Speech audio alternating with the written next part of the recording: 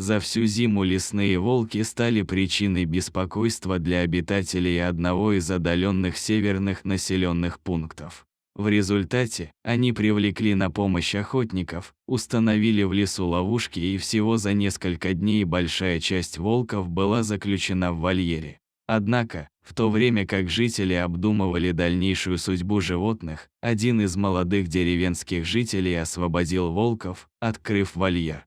На тот момент волки уже несколько дней находились в вольере без пищи, так как никто не заботился о их кормлении. Но однажды вечером один молодой мужчина принес им хлеб и, видя, что волки его приняли, стал их кормить. Постепенно у него сложился план.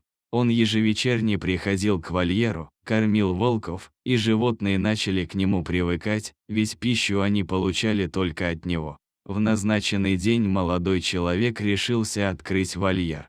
Лай соседской собаки вызвал на место охотников, но когда они прибыли, было уже слишком поздно, они могли только наблюдать, как волки убегают в подлесок. Молодому человеку пришлось несложно угомонить озадаченных жителей. Его аргумент был прост: волки будут чувствовать благодарности, скорее всего, не вернутся. И так и произошло. Спустя несколько дней жители заметили одного из волков, стоящего у края леса, как будто прощаясь.